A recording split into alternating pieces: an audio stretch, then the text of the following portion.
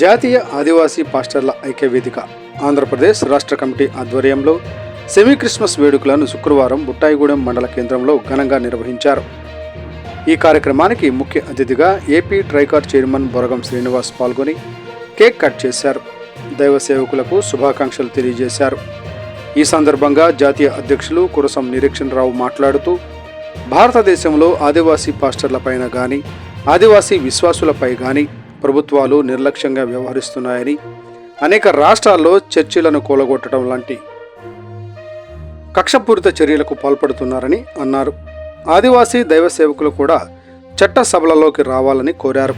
ఈ కార్యక్రమంలో జాతీయ ఉపాధ్యక్షులు గుండి ఫిలిప్, జాతీయ కార్యదర్శి మడవి వెంకటేశ్వర్లు, జాతీయ ముఖ్య సలహాదారు మడవి కామరాజు, గౌరవ సలహాదారు కల్తీ థామస్, జాతీయ రాష్ట్ర ఆదివాసీ దైవ సేవకులు పాల్గొన్నారు.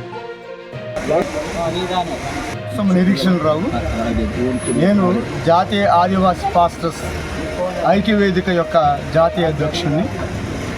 ఈరోజు భారతదేశంలో జాతీయ ఆదివాసీ పాస్టర్స్ ఐక్యవేదిక ఏర్పాటు చేయటం గల ఉద్దేశం ఏంటంటే, భారతదేశ వ్యాప్తంగా ఈనాడు ఉన్నటువంటి ప్రభుత్వాలు కానీ లేక నాయకులు కానీ ఆదివాసీ పాస్టర్స్ అన్నా ఆదివాసీ విశ్వాసులన్నా ఈనాడు ప్రభుత్వాలు కక్షపూరితంగా వ్యవహరిస్తూ అనేకమైనటువంటి రాష్ట్రాల్లో మందిరాలను కూల్చటము, సేవకుల మీద దాడి చేయటము, విశ్వాసుల మీద దాడి చేస్తూ వారిని చంపుతూ మరి ఈరోజు ఈ భారతదేశంలో పరిస్థితులు ఉన్నాయి.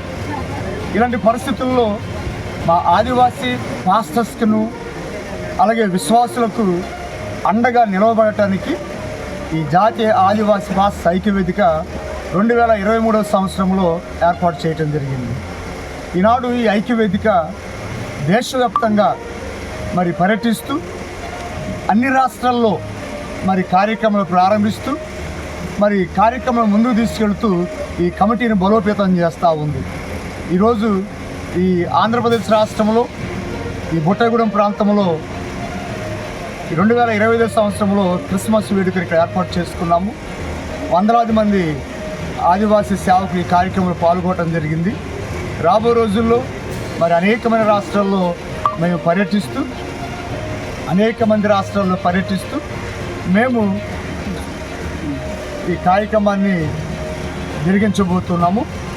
కాబట్టి ప్రభుత్వాలు గమనించాలి, అలాగే నాయకులు గమనించాలి. మేము కూడా ఈ భారతదేశ పౌరులమే, మాకు కూడా రాజ్యాంగం కొన్ని హక్కులు కల్పించింది. కాబట్టి రాజ్యాంగం కల్పించిన హక్కులను మేము కాపాడుకోవాలి. అలాగే ప్రభుత్వం కూడా మా హక్కులు కాపాడుకోవటం విషయంలో మాకు సహకరించాలని, మమ్మల్ని బలపరచాలని మేము కోరుకుంటున్నాం. లేకపోతే రాబో దినాల్లో ఆదివాసీ పాస్టర్స్ ఐక్యవేదిక తరపున భారతదేశ వ్యాప్తంగా ఆదివాసీ సేవకులను ఐక్యపరిచి, సంఘాలను ఐక్యపరిచి మా హక్కులను మేము కాపాడుకోవడానికి మేము ఈ కమిటీని బలోపేతం చేయబోతున్నామని